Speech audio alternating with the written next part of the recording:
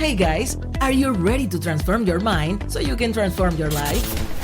Coach Myrna brings you one-on-one coaching and expert guests weekly to help you to grow. Because happiness is the progressive realization of a worthy goal. Looking for personal growth? Let's do it.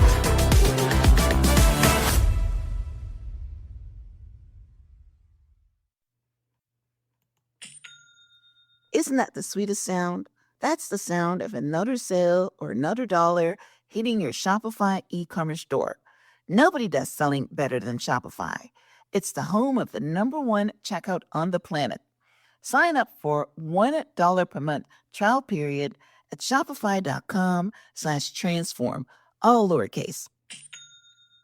In your experience, one of the questions I have here, what are some of the most limiting beliefs that you see in young people? And how do you help them to rewire their brain so that they can break free of it?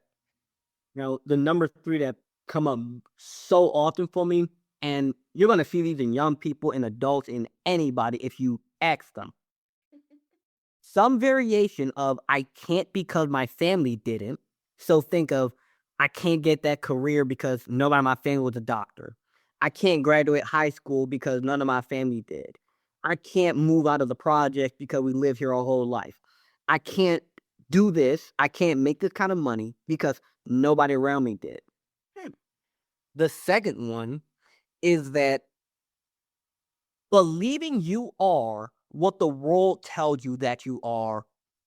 So think of you're growing up, and like I said earlier, with the music, the TV, the television, your physical environment, your family, people's criticisms, social media, comparison, all those things.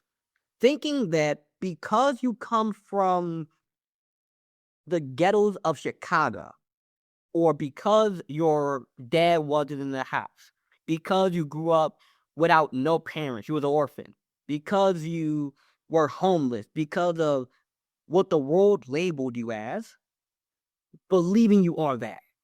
Welcome back to the Transform Your Mind to Transform Your Life, the podcast. You're listening to Author's Corner, where we highlight and showcase our local authors. Today, I'm speaking to Lawrence C. Harris, author of Power to the People, How to Take Back Control of Your Life Using the Power of Your Mind, Body, and Financial Habits. And Lawrence and I are going to be talking today on the topic, the subconscious mind. Is it your greatest weapon or your greatest weakness? Welcome, Lawrence. Thank you. It's fantastic to be here. Yeah, and it's so fantastic to be speaking to young Black talent. Black men that are making a contribution that's positive to our communities. So, yeah, Lawrence and I had a really nice, conversation before we started the recording. So I hope we can leave some of that on here because he's already inspired me. So I want to start off, Lawrence, by getting a little bit of your backstory. What inspired you to become a youth empowerment speaker? And how has your personal journey shaped your message? A lot of different ways. People often see who I am today and they see Lawrence at 19 years old and he's got his suit in his office and he's up on the stages. They see that. But very rarely do they see or even know about the 12-year-old kid sitting on this black couch as his dad punched him in his eye. They don't know about that part. Or the part when you're feeling as if there's nothing you can do. And being the oldest sibling, I naturally felt like I had to protect my younger siblings, my little sister who was 9 and my brother who was 5. And going through all those times of me worried about my own safety, having to get kicked out of my dad's house and living with my mom full time and getting the courts involved and all of that messy stuff led me to a really dark place. And I was 15 looking in my bathroom mirror and I began asking myself, why? Why do I feel like this? Why did he do this to me? Why, even though I've been in therapy for 3 years at the time, even though I had friends and family and people around me, why did I feel like I had nobody? And when you start asking yourself those hard questions, the truth comes up. And the truth was, my own mind was playing tricks on me. It was keeping me stuck in the past.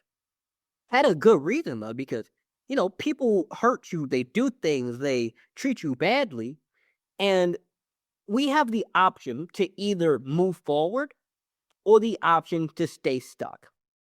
And it's easier said than done, but I'm just an example that when you learn how to let go of that hatred and anger and you just remove the people, places, and things that aren't good for you, life can get better. And even when I didn't have it all figured out, at the age of 15, I decided, you know what? There's somebody out there who can relate to me. There's somebody out there who's going through what I'm going through.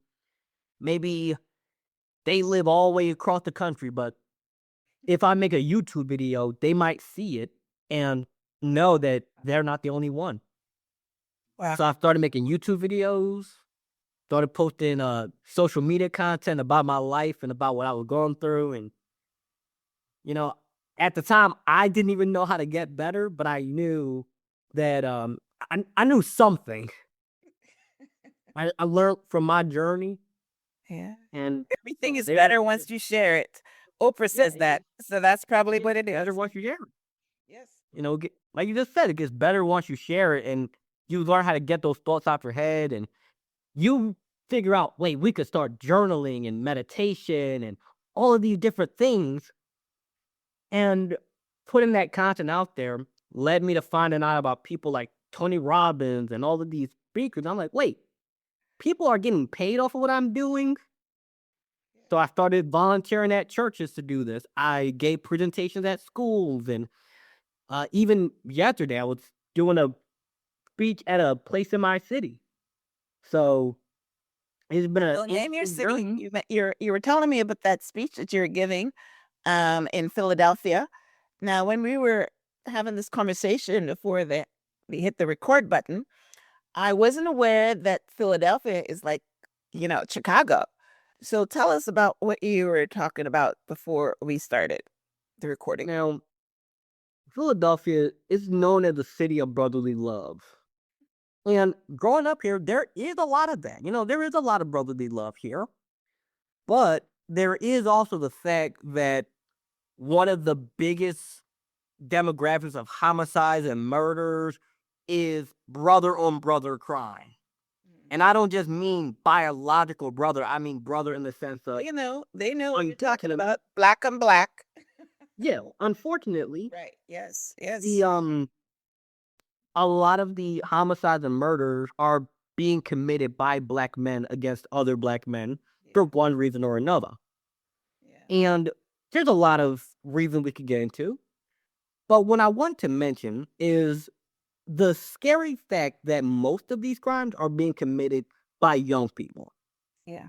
So under the age of 23. Yeah. It's actually a very, very sad thing. I mean, we don't have time to get into the details of that today, but I would love to understand what makes the Black youth violent, what makes them underperform, what makes them, you know, be attracted to the crime world, all those different things. I am a very curious person, and I would like to know that. So anyway, keep going. I would say to answer that question right there, just take a clear look at what we're getting told about ourselves. It's unfortunate. Just take a look at what we get told about ourselves. Take a look at the movies that we're in. I can't think of a movie with a good black male role model off the top of my head, except a few.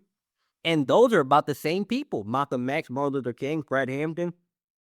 We have other people. We had Obama. He didn't get a movie. Where's the Obama movie? Or the Black Panthers? It's out there. But what gets pushed to us is you have to be a criminal. You have to make murder music. You have to treat blacks. That's what's getting pushed to us. And if you're 5 years old and you're growing up hearing this and seeing this, and this is what you're raised around, and this is how your uncle is, and this is how your dad is, and this is what you're being told.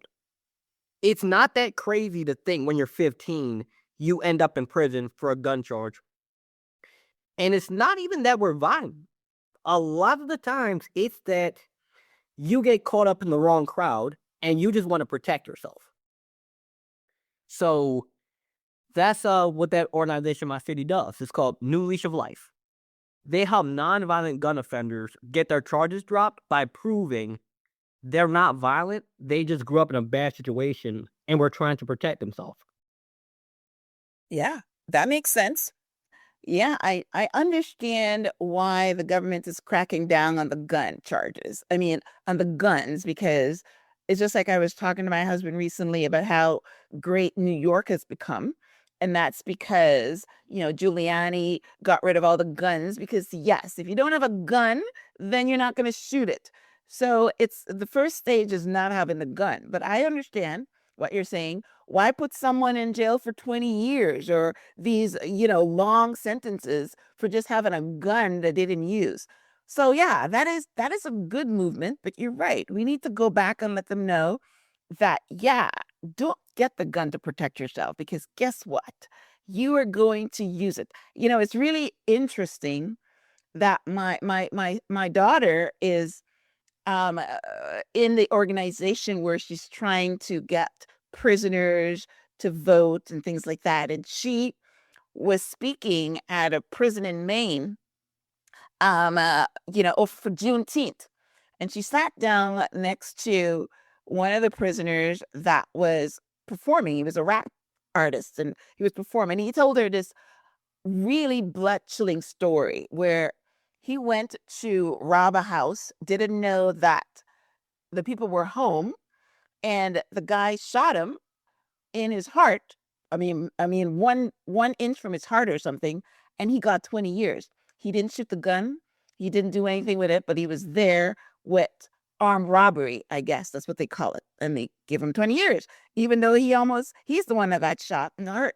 So yeah, if he was at that robbery without a gun, things might have turned out differently. You know what I mean? So yeah, we want to tell them the message should be don't get the gun. There's nothing good going to come out of it. But anyway, what do you tell them when you speak? When I speak, I'll go in there and I know the reason what led them to that organization is don't get the gun. They already did that. That part, we've gotten past that. They had it, the cop got them. Now they're focused on, they've seen the error of their ways, they're trying to change. But when I speak to them and they start telling about their life, it's one thing to look at it from the perspective of what we should do, but if you're a teenager and you grow up and you just saw your uncle get shot right in front of you due to gang violence, even if you're not going to retaliate, you want to be capable of protecting yourself. Yeah. And it's one of those I situations where, understand the psychology. Yeah. yeah, Go ahead. and it's unfortunate that even taking this beyond gun violence, because that's a subject we could go on and on about. Because I know, right? looked into the psychology of this. Like I said, I've been doing these speeches for like the last 4 years. So I've looked into so many different things as to why people commit crimes and how trauma affects the brain and all of these different, gut-wrenching things. And what they all have in common is a lot of times people will do bad things for a really good reason.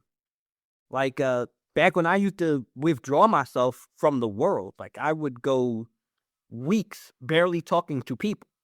It was a bad thing for a good reason. I was worried that I was going to be hurt because my dad hurt me. Even though for years I was out of his house, I hadn't seen him, hadn't spoken to him, that trauma can keep you mentally stuck. Of course. Of course. And it's up to us to figure out how we can get out of that. And I just try to help people realize that you don't have to stay stuck in your head. Because I used to be, and it's a really bad place. Yeah. But once you rewire that subconscious, and we're going to get into that too, because Right. I came to the prepared to talk about that. Yeah. Once you look, Right. Once you learn to rewire that subconscious thinking, you will be able to realize that life is actually, it's as good as you believe it is. It's Yeah. as bad as you As you believe it. Yep. Yep.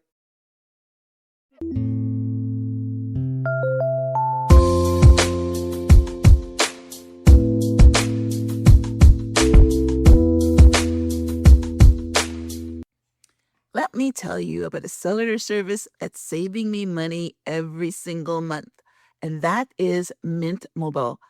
I switched to Mint Mobile a few months ago, and honestly, I wish I'd done it sooner. But we were locked into a plan paying over $100 per month. With Mint Mobile, you get premium wireless service starting at just $15 a month. Yeah, you heard that right. With unlimited talk, text, and high speed data on the nation's largest 5G network. So, this summer, say bye bye to your overpriced wireless plans, jaw dropping monthly bills, and unexpected overages. Mint Mobile is here to rescue you. Use your own phone with any Mint Mobile plan and bring your phone number along with your existing contacts. For a limited time, Mint Mobile is offering 3 months of unlimited premium wireless service for $15 a month. So while your friends are sweating over data overages and surprise charges, you'll be chilling, literally and financially. This year, skip breaking a sweat and breaking the bank. Get this new customer offer in your 3 month unlimited wireless plan for just $15 a month at mintmobile.com/transform. That's mintmobile.com/transform. Note, upfront payment of $45 required, equivalent to $15 a month. Limited time new customer offer for first 3 months only. Speeds may slow above 35 gigabytes on unlimited plan. Taxes and fees extra. See Mint Mobile for details. I've been an entrepreneur since the early 90s, even winning the Entrepreneur of the Year award. But when I first thought of starting my business, I had the passion and the vision, but zero clue where to start when it came to selling online. This is where Shopify can help. Shopify helps you set up your digital storefront. Shopify is the commerce platform behind millions of businesses around the world and 10% of all e-commerce in the US. From household names like Mattel and Drew House to brands just getting started. Whether you're selling physical products, digital downloads, or services, Shopify has everything you need to launch, manage, and scale your business. Shopify is also packed with helpful AI tools that write product descriptions, page headlines, and even enhance your product photography. Get the word out like you have a marketing team behind you. Easily create email and social media campaigns wherever your customers are scrolling or strolling. And best yet, Shopify helps you transform your business with expertise in everything from managing inventory to processing returns. So, if you're ready to sell, you're ready to Shopify. Turn your big business idea into with Shopify on your side. Sign up for $1 per month trial period and start selling today at shopify.com/transform. Go to shopify.com/transform. The subconscious, which is why I picked, you sent me several different topics, and that's why I picked that one because I love the subconscious mind. I use the subconscious mind to manifest because I know that whatever you put in there, it's going to run around and try to find a place for you. So I use it for the positivity, for manifesting my goals, my dreams, and things like that. But you can also, which is basically what our topic is, it can be your greatest weapon if you want to. You talked about Tony Robbins. I started off with Tony Robbins as well. And what was his message? His message is the power within, because we have the power to do anything that we want. We were born with it. It's the power within, right? So, yeah, the subconscious mind allows you to do that. But you're very right. 90% of the people are not going to take the steps to rewire the brain. they're going to let it control them. And what does the subconscious mind do? It keeps replaying the same things over and over and over. 95% of our thoughts are automatic. There's just like 5% that we control. So yes, if you don't stop the madness, interrupt the pattern, then you are going to be stuck.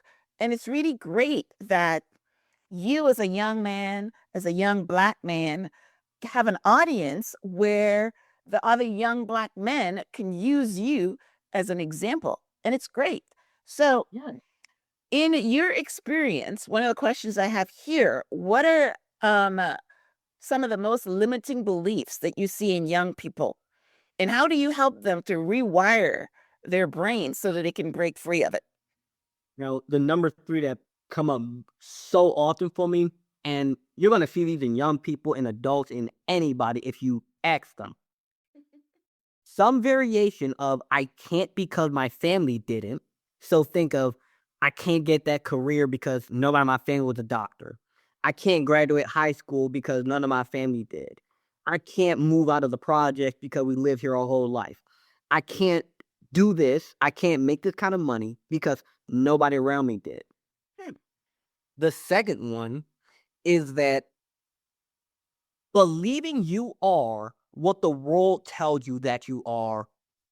So think of you're growing up, and like I said earlier, with the music, the TV, the television, your physical environment, your family, people's criticisms, social media, comparison, all those things. Thinking that because you come from the ghettos of Chicago, or because your dad wasn't in the house, because you grew up without no parents, you was an orphan, because you were homeless, because of what the world labeled you as, believing you are that. Yeah. And whatever you believe you are, you will become. Oh, yeah. And the third one As a man is, thinketh, so is he. oh yeah, Classic. Right. Mhm. you'll see that in everywhere.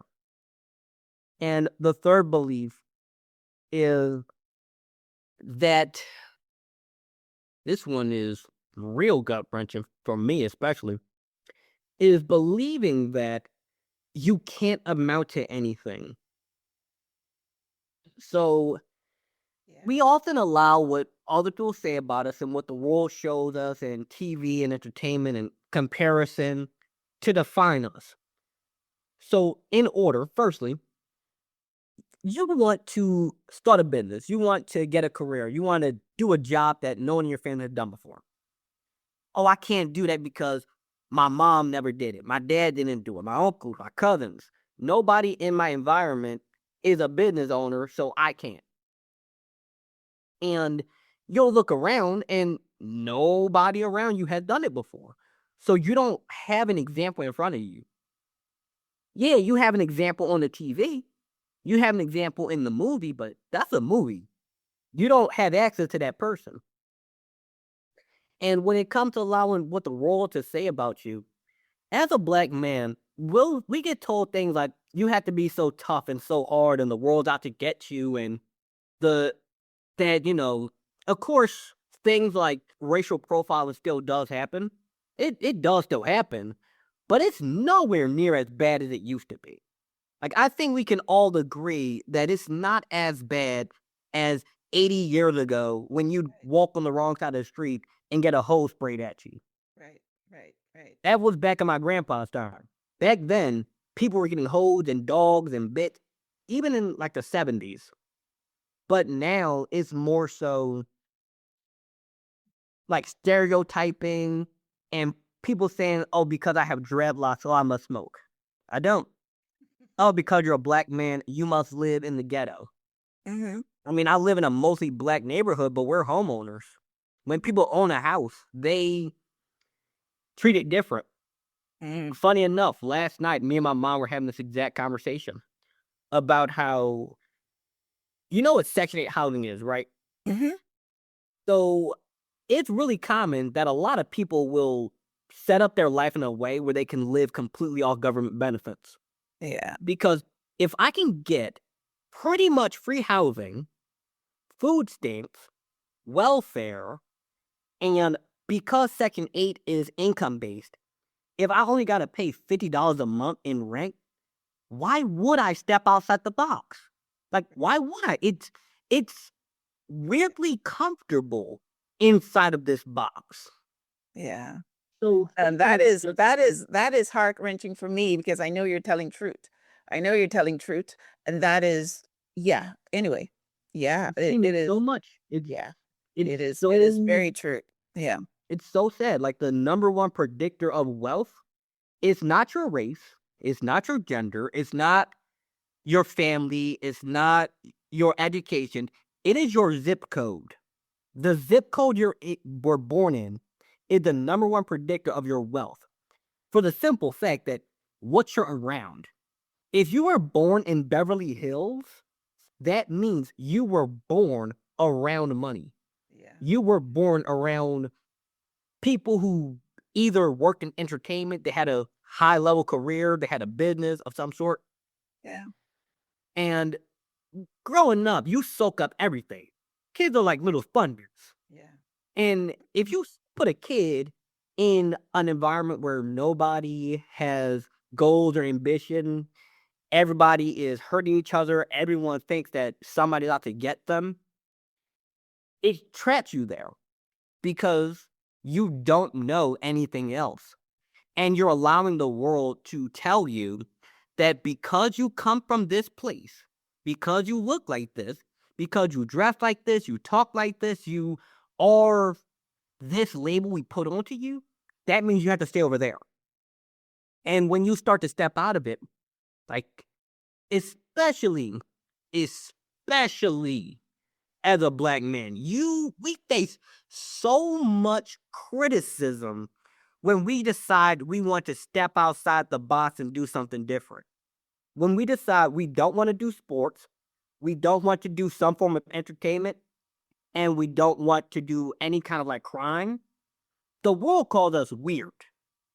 I have been told so many times growing up that I talk white. I've been told things like, oh, you lame, you square, you this, you that. The irony, though, is that I've never gone to prison. I've never been arrested. I have zero charges of any sort. I have nobody looking after, like, nobody trying to come after me. I can walk anywhere in my city and be completely safe. And I have a business at 19. So, it's like for black men, we have to be willing to completely detach from what the world says about us and go our own way. Yeah. And then, Yeah. Well, let me ask you a question. I was able to get into the psychology a little bit about the question that I asked. Why are the Black youth endangered? And you just told me why. So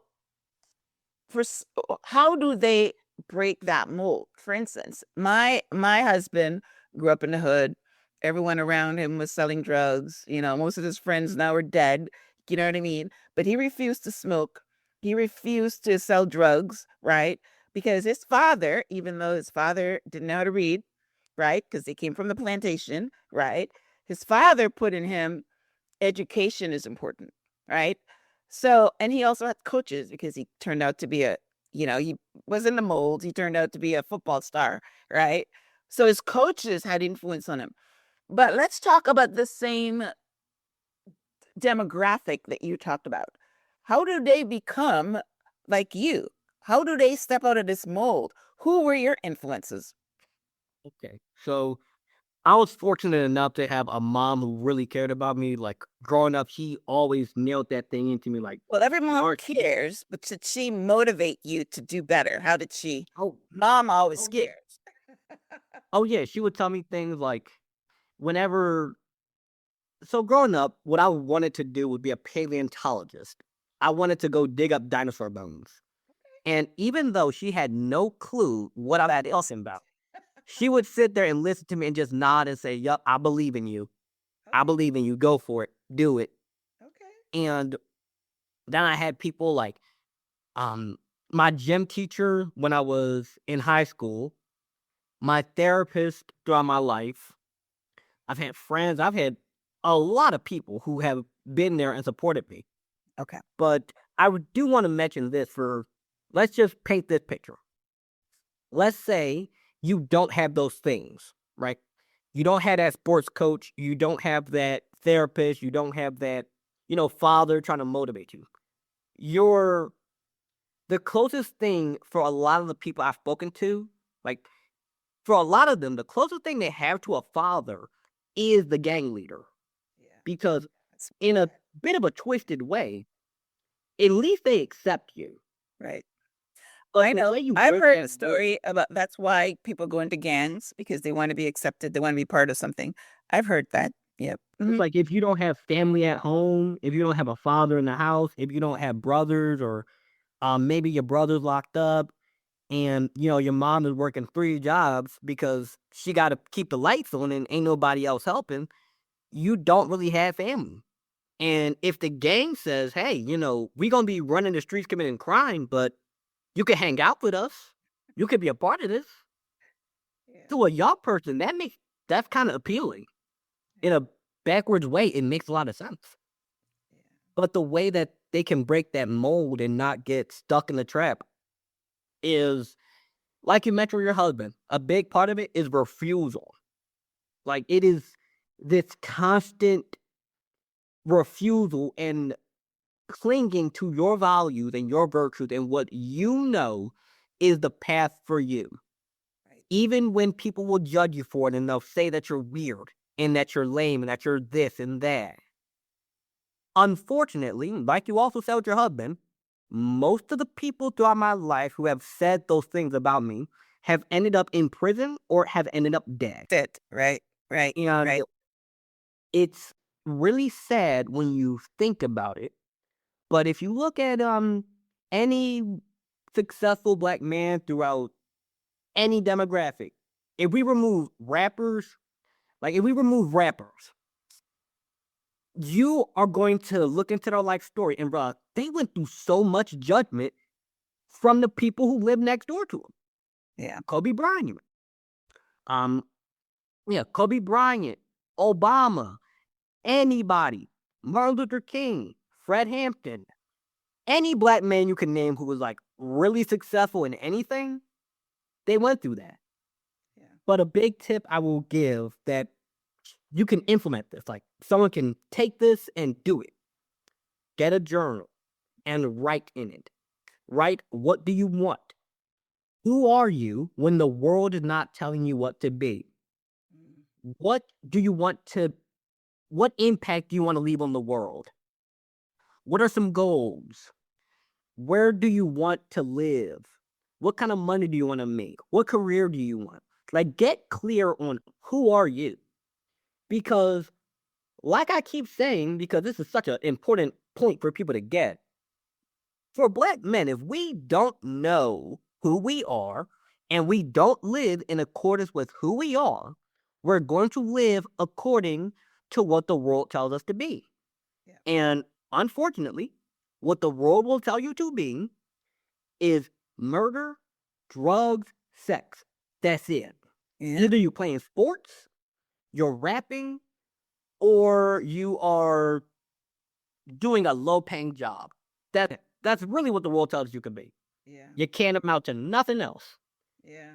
But Yeah. you had to be the one to tell yourself over and over, I could do it. I could be it. I can achieve it. Just because of where I'm from, just because of how I look, none of that matters. Just because I have a bit of a speech impediment does not stop me from going up and getting on a stage and talking for an hour nonstop. So get clear on who you are. Yeah.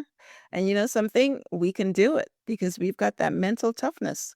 In order for us to have survived what we've survived, we've got mental toughness. Just like how you've got mental toughness to do the crime and to protect yourself and to live in this harsh world, you've got the mental toughness to do it the right way. Because if you set your mind to it, you can do it, which is basically what we're talking about here, the subconscious mind. Once you feed it the right things, right, it will go out and work for you. But if you let it keep you stuck into your weaknesses and to what mama them didn't do it and grandpa them didn't do it and I'm okay. I don't need to be excellent. I can be mediocre. I can be, just surviving because that's what we do. You get the paycheck and you spend it all and you wait until the next week comes and you know, but you're just surviving, right? We've got to learn to thrive because that's not what we're here to do, right? We're not here to just survive. We're here to thrive. And the only way you can thrive is you're right. If you interrupt the pattern, if you write down what you want to do and anything you want to be, you can become. As you were talking, I remember Michelle Obama. When she's one that will, always talk about how she grew up on the south side of Chicago, right? Um, uh, and even when she was a lawyer, she still had that thing in the back of her mind that she's not good enough. Still there because of her zip code, where she came from. So even though she broke out of that mold, it was still trying to bring her back in by telling her that she's not good enough. Like, look at her, those type of things. So it is very hard to do, but you've got to keep going. I came from a third world country in Guyana. I didn't have anybody telling me that, any models. I didn't have TV. Maybe that's a good thing. But but I always wanted to be more. And yeah, once Tony Robbins got into my head, hey, I took off like a rocket, right? Anyway, I see you wanted to say something. Like what you just brought up with Michelle Obama is that until we take care of that subconscious, we begin to rewire it. It'll always find some way to creep back in there. Yeah. And I've noticed in my own life too, even now, with everything I've done and achieved and, will continue to do, sometimes it still pops up. It's like a little whisper, and it always is there. Like, it's kind of hard to completely get rid of. Yeah. But you just have to challenge it. You just have to remind it, hey, if I wasn't good at being a public speaker, would I be on this podcast? No, I wouldn't. So this is evidence that I'm good at what I do. Yeah. If I wasn't good enough to get into the NBA, it would be strange for me to already be on a D1 basketball team in college. Because that's the step right before the NBA. Right. So I'm already 80% of the way there. Okay. And when you do get in there, you might start thinking, yeah, but am I good enough to stay? Am I good enough to have a long-term career? Every day you're in there, you're in there. You have to expose yourself to something new. You have to show yourself new foods, new places in the city, new opportunities. Like last year, actually, I got a job that was 2 hours away. And it was a 2-hour bus ride. Every day I would catch the bus 2 hours there, 2 hours back. The reason I did that was because it is so far out of my city that on that bus ride, I would see so many different things, different neighborhoods, the different trees, and it was actually in a different state. So Philadelphia and New Jersey are right next to each other. Right. So I would see Pennsylvania, then I would see New Jersey, and I would see the suburbs of New Jersey, and I see the houses, sometimes the people, Yep. and how the stores are, and how everything's so clean, and this and that, and I'm just like, people really live so different. Yeah. But when you keep That's very good, actually, what you're saying. Yes, very good at what you're saying. maybe Right. you don't need to do all that, because for me, that was a bit extreme. Maybe you could just take a bus in your city and catch it to the end of the line. Or read a book. You can get out of your environment. That's what books are for. That's probably how I did it, actually, because I was always in a book, right? Yes. Or you could just watch a YouTube video of luxury houses. Right. I used to go to those back then, but I used to go to the open houses in my city, yeah.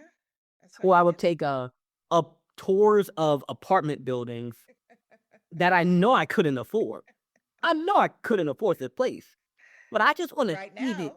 Right now. That's right. Right now I can't, but I know I will, because It's it was a tip I got from Steve Harvey.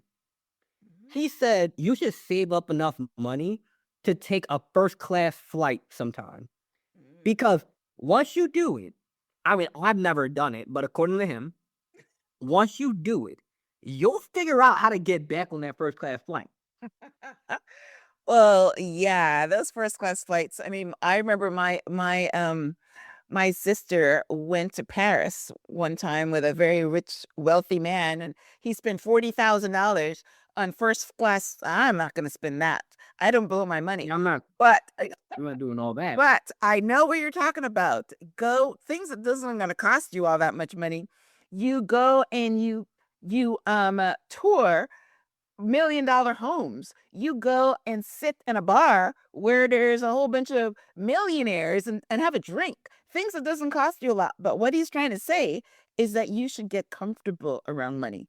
That's basically what that message is. And you don't normally have to spend $5,000 for a first class ticket. I went first class once, but someone paid for it. I don't know how much they paid, but I don't blow my money. I was Yeah, or in a more easy, simple way, because let's say you don't have a passport, you never been on a plane, you don't have money for a first class flight.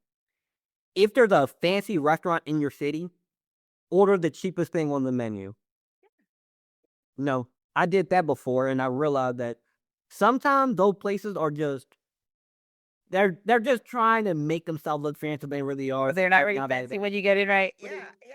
But it's about the idea of, like you said, getting comfortable around around money, yes. around new But it's things, very around true new because opportunities. a lot of the things we're talking about the subconscious mind here. And the reason that being comfortable around money is so important is because somewhere in the back of your mind as well, your mind is telling you you're not worth it to be rich. You are not meant to be rich. You're not meant to be wealthy. You're meant to stay in the struggle. You're meant to live in your zip code. Your mind tells you all these different things. I'm not sure why. I think it's supposed to be trying to keep you safe because if you stay Yeah. on what's comfortable and what's known, then you're not going to go out there and maybe harm yourself because the brain is always trying to keep you safe.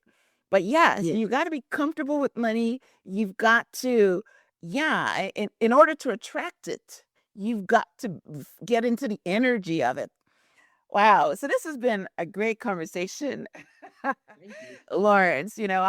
I'm bumping you up to the regular episode here so you can keep going. So It's really I could flow about this all day, but I just want to make this point in that we could move on to the next question, because this is going to turn to this is going to turn into 3 hours if we keep going. Um, what you said about being comfortable and how your brain wants to keep you safe. So earlier today, while I was preparing for this episode, I was thinking about that kind of concept of why would our brain keep us in a bad situation? It's kind of like this. At least you know. yeah. Like, at least you know that at 8:15 p.m. every night there will be a shootout. At least you know. You know it's bad. You know this isn't good. But at least you know. Now, if I put you in a safe area, like I give you $1 million house, food, water, shelter, everything taken care of. At 8:15 p.m., your brain is expecting a shootout.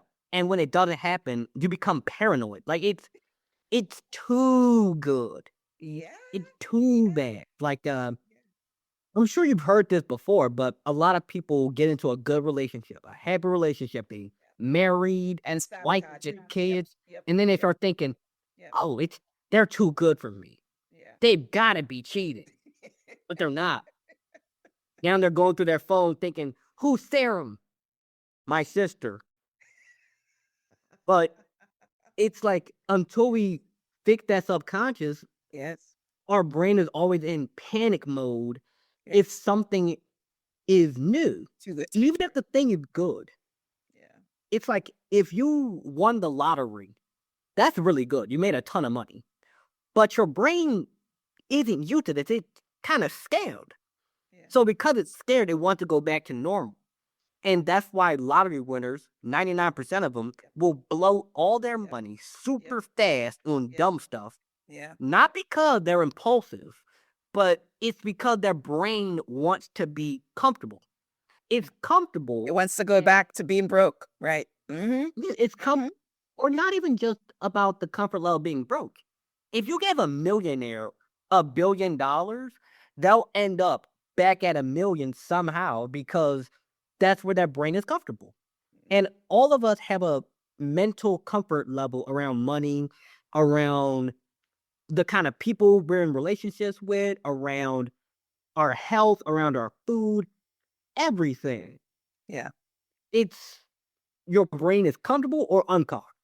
Right. And your brain doesn't view it as comfort or discomfort. It views it as life or death. Yeah. Danger. Yep. Exactly. We're still running through the same brains from when we were fighting lions with Solar. Yep. It's very true. Yeah. It's very, very And roll around yourself to it. Yeah.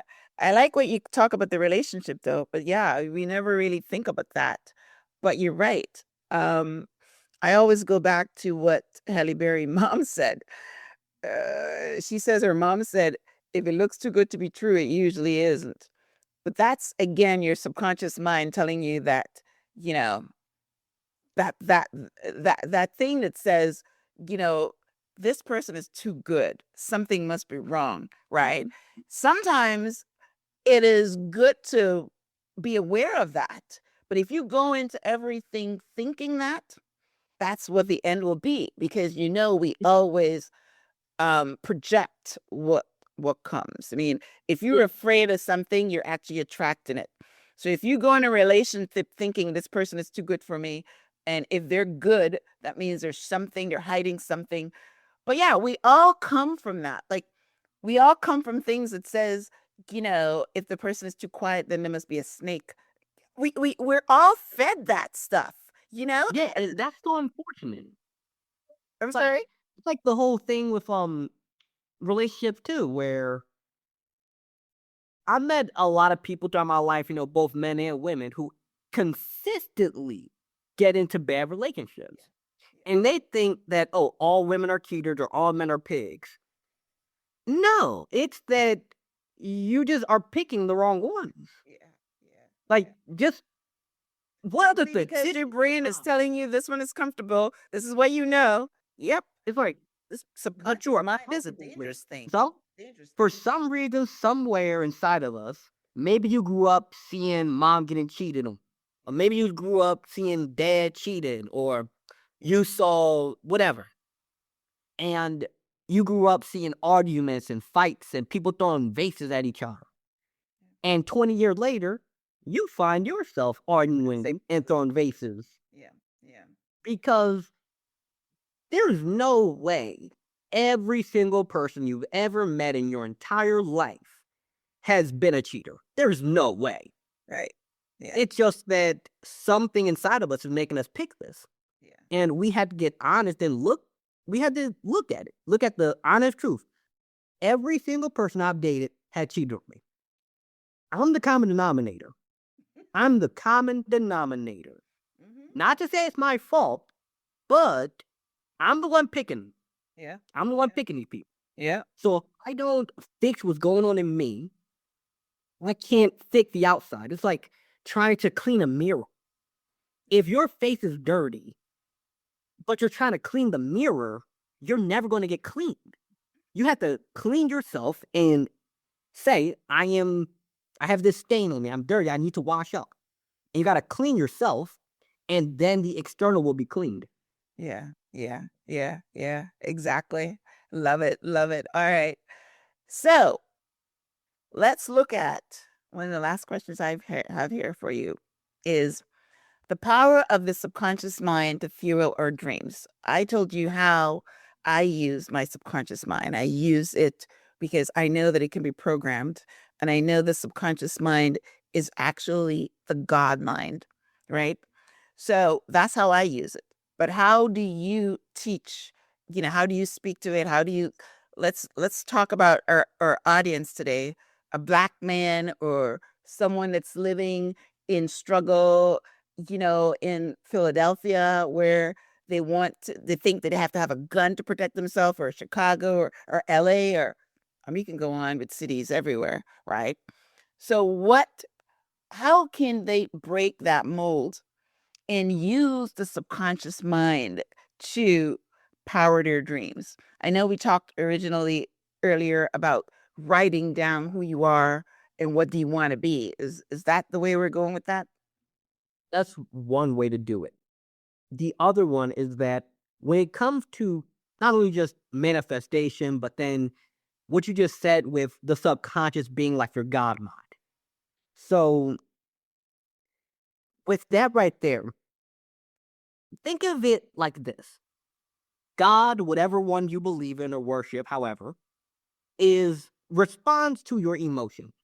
It responds to what you really feel deep down. True. You still want $1 million all day and all night, but you gotta feel like $1 million for you to get that download in your head of what to do. It's not just gonna be, oh, buy this lottery ticket. No, it's going to be a little whisper, like a little nudge of, okay, start a business, get this career, do this. But what I tell people is, first off, just plain and simple, write out what you want. That's step one. You gotta know what you want, because if you want to change something in your life, you have to know where do you want to go. Then once you have written out what you want, it could be as simple as, I want to live in a safe house. I want a job. I want a car. I want a girlfriend. Whatever it is that you're. Then close your eyes and vividly imagine yourself doing that. Start off in third person. Like, imagine yourself like a video game character. You're watching a movie. You're seeing stuff happening. Then, and this is critical for it to fully work, you have to view it from first person perspective. You have gone from the player in the game to now you are in the game. You are the character. You're on the stage. You're driving the car. You're in the relationship. You have to play it in your head over and over. And if you put on music while you do this too, and that music is about the subject that you want to achieve, like you're putting on music about money, you're putting on music about happy relationships, you're putting on music about success and working hard and succeeding in life. Now you have energy, like shooting through the air. And that energy is physically vibrating your brain. And that physical vibration combined with your emotional and spiritual vibration come together and actually rewire your brain. It's called neuroplasticity. Your brain will physically change itself based on what you believe. And slowly but surely, it's like a progress bar. So you don't just do this one time and problem solve. Now, if you spent the last 20 years saying doom and gloom and life is so terrible, you have to undo that.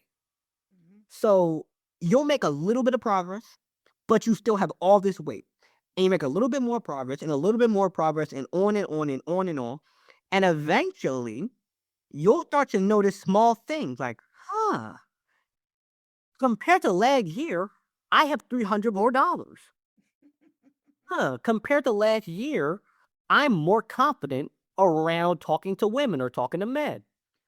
Compared to last year, I'm less stressed. And then the next year, you're like, hold up. I have a job now. I have a successful business. I am in a relationship. And then the third year, you're like, wait, I have made so much more progress. It's not level 1, level 2, level 3. No, it's like exponential. So instead of being a straight line up, it's more like a curve that eventually shoots up. So just stick with it. That's the simplest advice, because we could go into the details of different manifestation techniques and fasting and prayer, and we could go into all those advanced things. But step one, you just got to know what you want. Yeah. Like, if you don't know what you want, God can't give it to you. You have to know what you want. Yeah. Well, Lawrence, I mean, I'm sitting here and I'm listening to you, and I've been in this space for a while. And I'm extremely impressed with you. So you talked about Tony Robbins. I hope to see you in that stage one day. I mean, I know you're visualizing it. I know you're going to get up there, but you are actually amazing. You have tapped into how to make this work. You've tapped into it. And you said you're what, 19? Yeah. And I Wow. wrote Power to the People. Funny enough, the story of how that book came about was I was at the time I wrote it, I was working at a McDonald's. And I'd been speaking since I was 15, but you know, growing a speaking business, selling product, doing all those things is not easy, especially when you're first starting out. So I had to get some money somehow. And when I was writing that book, I was just so sick and tired of working there. Like I was sick and tired of this grease hitting my arm and the frustration and everything. And I'm like, I've been doing all these journaling techniques. My life is so much better than it used to be. How can I make some money off this? Like, what can I do? And I started reading other self-help books, and I'm like, they're all saying the same stuff to each other. But I have something different. I know how to package it in a way where if you're 15, you probably have no clue what neuroplasticity is. You probably have no clue what that is. No. But if I write it and I tell you that it's just your brain reshaping itself like a computer, a 15-year-old understands video game terms. Mm-hmm. Like, you know what a gigabyte is. Okay, your brain takes data and stores it like a computer. So when you're downloading something, when you're listening to music, when you're eating something, that's going onto your hard drive. Mm-hmm. Now your computer had that in there. If I put a virus in your computer, until you get the virus out, your system's not going to work right. They're like, oh, that makes a lot of sense. Yeah. So I took what I knew from my own lived experience from having done it.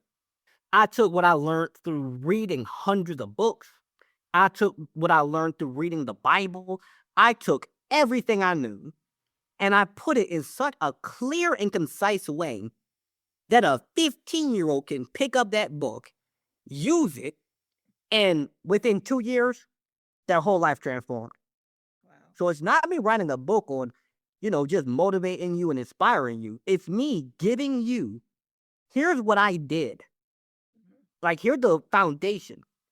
You might not want to be a speaker, but you want to build muscle. I talk not about health techniques, but I talk about how building a good health routine, like that could be running on the treadmill. It could be swimming. It could be anything.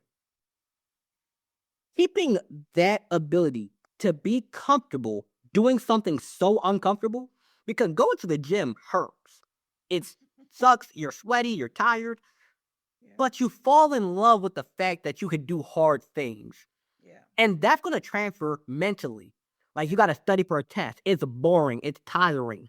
But because you have a habit of being able to push yourself, Yeah. you're able to push yourself mentally. Yeah. And then we look at finances. You need self-control. So when you control your body and you control what you're taking in physically, you control your health, you can control your mind because you can control what you're putting into your head. Then you can control being less impulsive. Yeah, I want to go out and buy a really nice ring. I want to watch. I want to buy some real nice stuff. But I know, Lawrence, no, that's not a good idea. And little by little, you improve how you see the world. You improve mentally, physically, financially, and life gets way better. Yes. All from building that muscle, because that's basically what it is. I love what you say. Yeah. If you go to the gym and build muscle, then you know you can do hard things, because what happens when you're building a muscle, right? You've got to push past when you think you can't do it no more, right? That's how you tear it, and that's how you build it. So yeah, if you're gonna build muscle, yeah, then you know you can do hard things. Very, very good. I am very, very proud. What do you think you are? Right, Or yes. I want y'all to know that you are capable of so much more than you think you are. Yeah. Like, a great example of it is those videos where the baby crawls under a car and you see the skinny woman lift the front of a car. Yeah. You are physically capable of doing that. Yeah. Like, physically, you're capable of doing that. Yeah. Your brain just stops you. You just need Your brain limits your body so you don't rip yourself apart. right. Yeah. But when you need to tap into that mental strength to run that marathon, to work on that business, to write that book, to study for that test, when you learn how to tap into your mind, Yeah. if you can mentally conceive of it and it is physically and scientifically possible, it can be done. It can be done. We have built rockets. We've done literal rocket science. We figured out how to make a camera so sensitive that it can measure the speed of light. We have done things that defy all logic by learning how to tap into our mind. Then you look at the Arnold Schwarzeneggers of the world and the bodybuilders and all those people. They have done that by tapping into the power of the body. Yeah. And then whether or not you have any hatred against these people, because some of them do have bad way they make their money, we look at the billionaires of the world. We look at the oil tycoons. We look at the philanthropists. We look at the hundreds of millionaires, like $500 million.